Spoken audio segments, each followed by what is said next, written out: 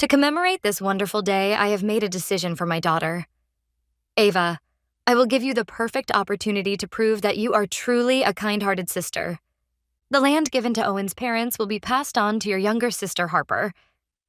For a moment, I couldn't understand what he was saying. Today was my wedding reception, and with those words spoken by my father, Benjamin, during his speech, the gentle music and the clinking of glasses were swallowed by silence.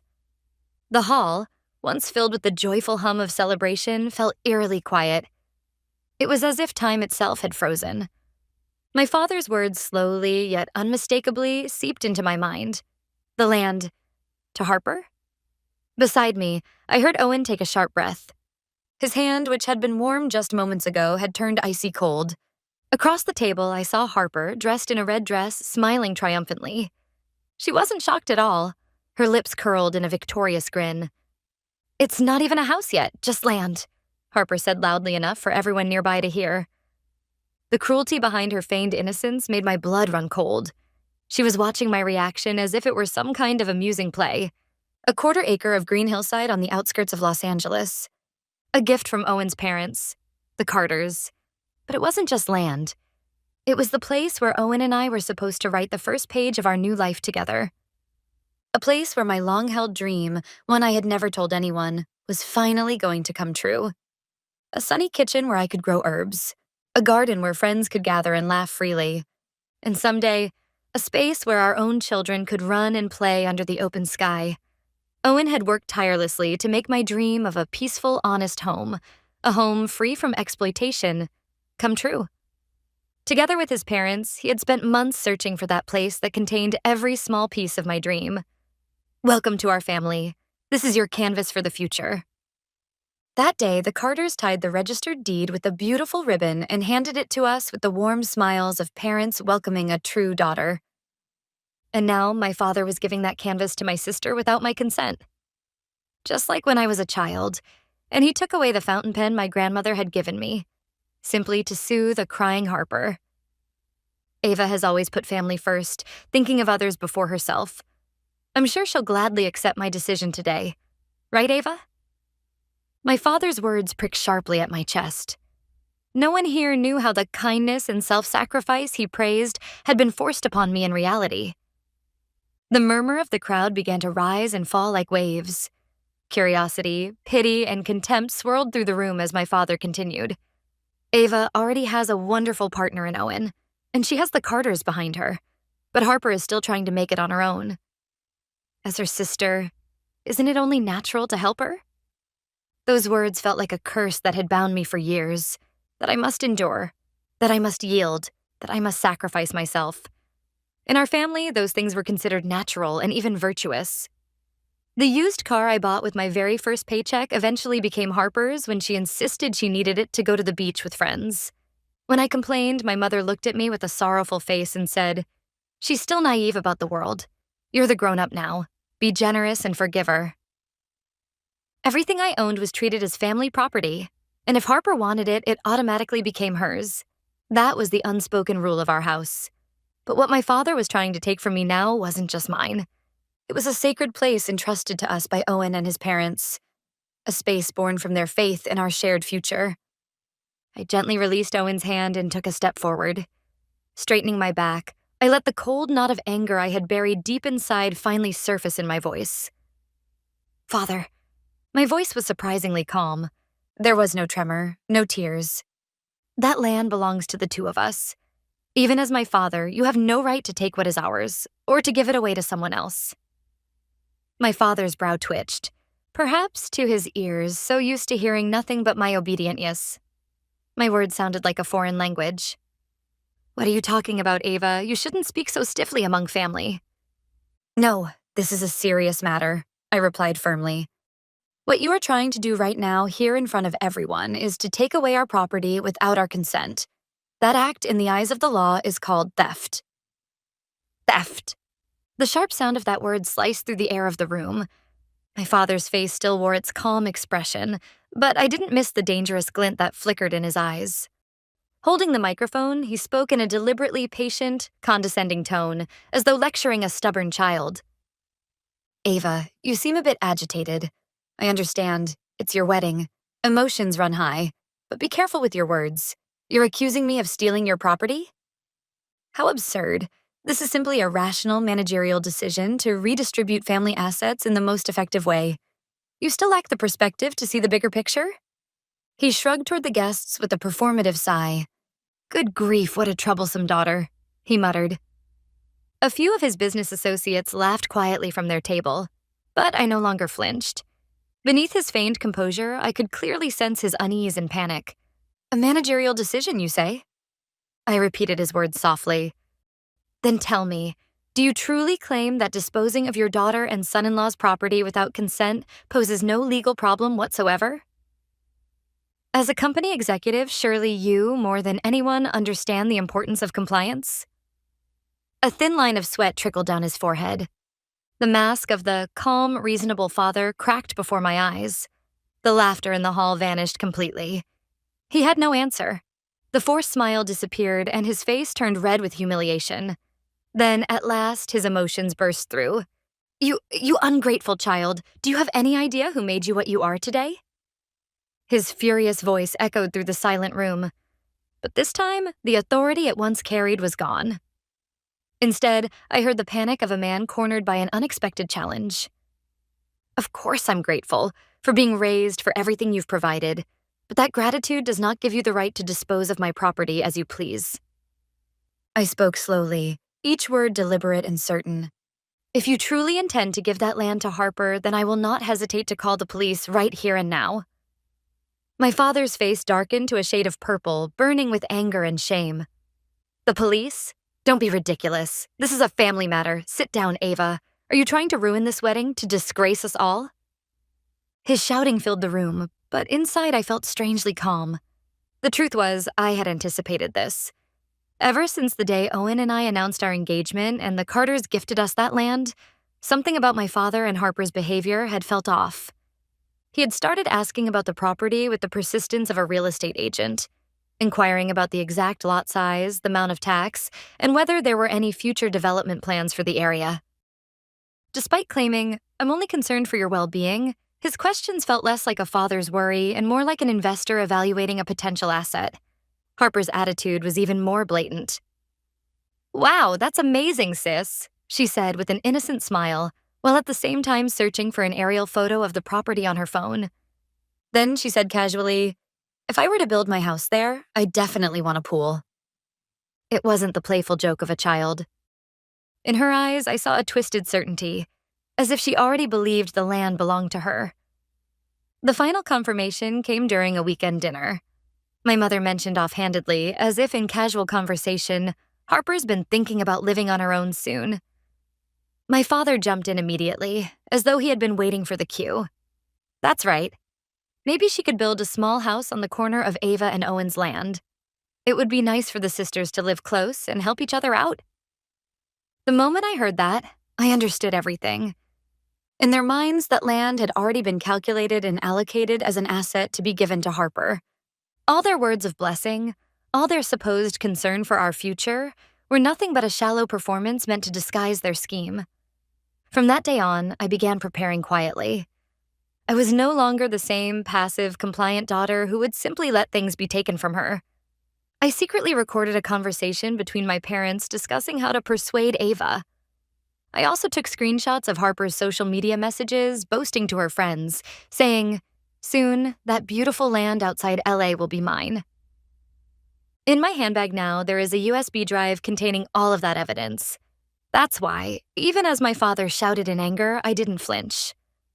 "I'm serious," I replied, my voice steady and unshaken. "I have all the evidence proving that you plan to take my land during this wedding, Father. If you continue to disgrace yourself any further, I won't hesitate to act." My words made him draw a sharp breath. For the first time, I saw fear flicker in his eyes. He finally realized that I wasn't reacting out of emotion, but standing here with solid proof and unshakable resolve. Sensing his unease, my mother, Scarlett, hurried toward me in a panic. Grabbing my arm, she whispered frantically, her voice trembling as if trying to justify everything to the guests around us. "Ava, please stop this. What are you saying in a place like this? It's humiliating in front of all the guests. Please later. We'll talk later, all right?" I knew all too well what her "we'll talk later" really meant. It was never a discussion between equals. It meant hours, sometimes days, of being told how selfish and ungrateful I was, until I finally gave in and said, "I'm sorry." It was a ritual I no longer intended to take part in. "Mother, I'm not the one ruining this day," I said clearly, gently freeing my arm from her grasp. The one who ruined it was Father, when he stood here and announced that he would steal his daughter's property in front of everyone. My words left her speechless, and Harper cried out in disbelief. "Steal? How can you say something so cruel? Father only thought of me. He knows how much I've been struggling." She wiped away her tears dramatically, making sure everyone could see. "My freelance client went bankrupt, and I haven't been paid for 3 months. I'm trying to find new work, but it's impossible in this economy. I'm still living with our parents, but I can't keep burdening them in that tiny house." She spoke breathlessly, her voice quivering just enough to sound pitiable. "And meanwhile, you're marrying a successful lawyer, living in a mansion, and even getting a huge piece of land. I have no home, no money, no job, nothing. And you're saying you don't even have the decency to show a little kindness to your own family?" Her desperate outburst began to sway part of the crowd, especially the distant relatives who knew nothing of the real story. That was how Harper always did it, turning lies into sympathy with perfect precision. But not this time. "Yes, it must be hard, Harper," I said coolly, watching her perform her well-rehearsed act with detached calm. "The unpaid salary you mentioned, wasn't that because you completely ignored your deadlines and had your contract terminated by the client?" I took a step closer to her and spoke clearly enough for every guest in the room to hear. "And someone who's supposedly struggling that much financially doesn't take a trip to Las Vegas with friends last month and post pictures of a brand new designer bag on social media, do they?" At my words, the tears vanished instantly from Harper's face, replaced by pure hatred.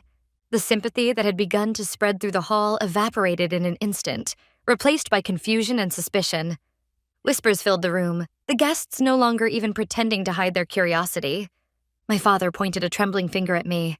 "Enough! You are no longer my daughter. Get out of here, right now." Once upon a time, those words might have shattered my world. But now, I felt nothing. No sadness, no fear, only a strange sense of liberation, as if a heavy burden I had carried for years had finally been lifted. Before I could say anything, a calm yet commanding voice rang out across the hall, carrying more weight than any other sound in the room. "Benjamin, may I have a word?" It was Owen's father, Miles Carter. He rose slowly from his seat and turned to face my family. His expression was composed, but in his eyes burned an unmistakable sharpness and dignity that silenced the entire room. Miles was a senior partner at one of the most prestigious law firms in the United States. "Miles, this is, well, a private matter within our family," my father stammered, fumbling for an excuse. But Miles raised a hand to stop him and spoke in a clear, steady voice that carried to every corner of the room. "Let's clarify a few facts first. My wife and I gifted that land to Ava and our son, Owen.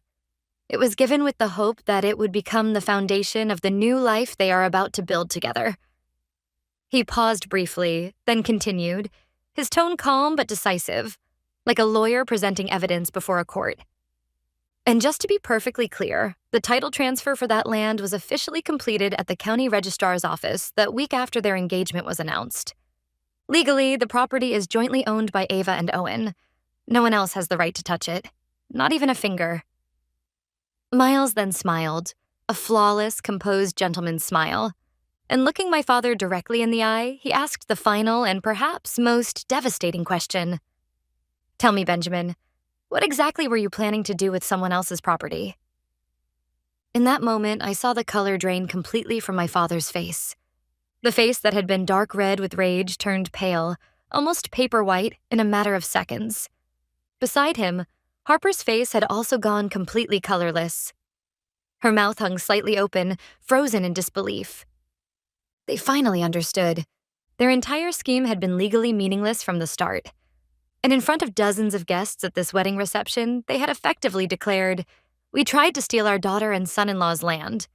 Miles's calm, logical words shattered the vague and self-serving shields my father had always wielded. Family bonds, parental authority, filial duty. All that remained before the audience was a man who had just confessed in public to attempted theft, and his accomplice daughter. The music was still stopped. A heavy, suffocating silence filled the hall. Someone's cough echoed sharply in the quiet. Their masks had been completely stripped away. My father and Harper stood motionless, as if struck by lightning. It was my mother who recovered first. In a trembling voice, she turned to Miles, desperately trying to explain. "Miles, this is all just a misunderstanding. My husband simply... He just chose his words poorly because he loves our daughters so much. Isn't that right, dear?" She looked at my father for help, but he couldn't respond. His eyes were unfocused, staring into nothingness. To him, being publicly confronted and condemned through the absolute authority of law must have been an unbearable humiliation. Harper, still ghostly pale, could only whisper, "No, that's not true. It can't be." Over and over again. In her world, what belonged to her sister naturally belonged to her as well. That unspoken rule was collapsing right before her eyes. Her face showed no remorse, no sorrow, only childish anger and confusion at the realization that things would no longer go her way. The guests' murmurs grew louder. Several people were openly taking out their phones, trying to record the scene. Unable to endure their stares, my father finally spoke, his voice hoarse and shaking. "Ava, you told Miles something, didn't you? You turned him against us." It was a pitiful attempt to shift the blame, but those words became the final trigger. There was no pity left in me, no sympathy, not even a trace. I walked slowly toward my father, looked him straight in the eye, and spoke with absolute clarity. "No, I did nothing. You, father, proved your own greed to everyone here, with your own words. That's all that happened." Then I turned to face Harper. "Harper, you've always been this way. Everything I worked for, everything I earned through effort, you took it with tears and lies as if it were nothing.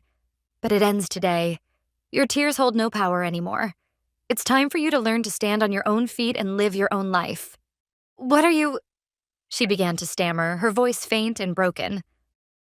But I cut her off, meeting her eyes with a look I had never given her before, one of unwavering resolve. "Remember this, if you, or our parents, ever again try to touch what belongs to Owen and me, or if you spread lies to the people around us to harm us, I will not hesitate to take legal action. And when that happens, what you lose will be far more than just a piece of land. Keep that in mind." My words were not a threat. They were a declaration, a vow that defined the rules of the new world I was about to live in. When I finished, Owen, who had been silently holding my hand the entire time, stepped forward. His expression was no longer that of a gentle groom.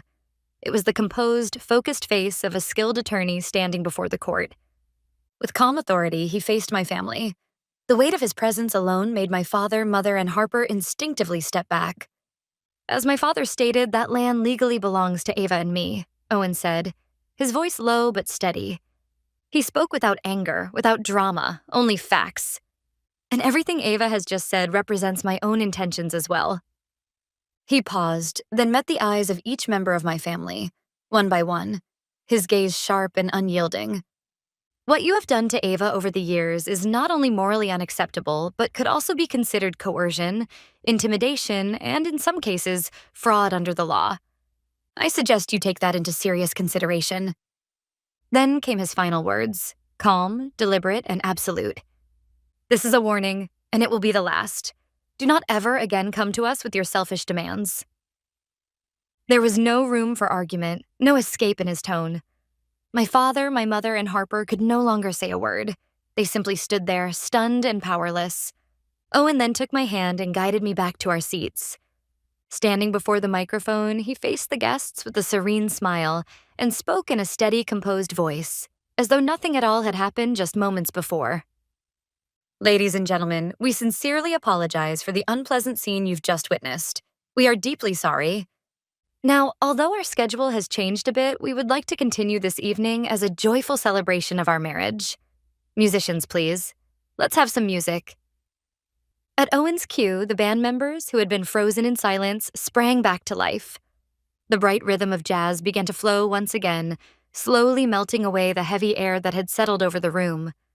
A few guests exhaled in relief, resuming quiet conversations to disguise the lingering awkwardness. I turned toward Owen and the Carters, who were smiling gently at us. Their eyes were filled with absolute trust and a warmth that wrapped around me like sunlight. And then I understood. My real family was here. Not bound by blood or obligation, but by law, by reason, and most of all, by deep mutual respect.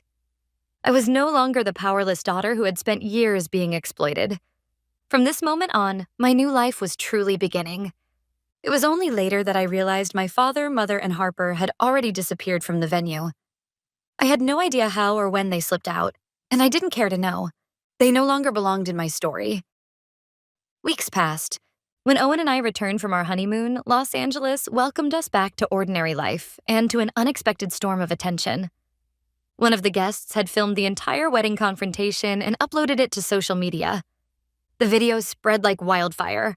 The comment section overflowed with outrage toward my former family. Before long, the footage was featured on national gossip programs. My father's face, his name, and the name of his company were broadcast across the country. Clients and long-standing partners began terminating their contracts one after another, and the social reputation my father had spent decades building collapsed in just a few days. My mother's and Harper's lives changed as well. Their days of luxury, funded by the company's credit cards, were over. The friends who once surrounded them vanished, leaving them isolated from their social circles. They soon found themselves in financial hardship, stripped of the glamour they had always flaunted. Harper, who once lived freely, now juggled multiple part-time jobs. I heard that my mother was looking for work as well. I learned of their situation secondhand, through acquaintances or in small mentions buried in online news. And yet, strangely, I felt nothing. No joy, no satisfaction, not even guilt. Only a cold, clear understanding remained. They had simply reaped what they had sown. Now, in the home we built atop the hillside, sunlight always filters gently through the windows. The air is filled with the scent of Owen's coffee and the herbs I grow in the kitchen.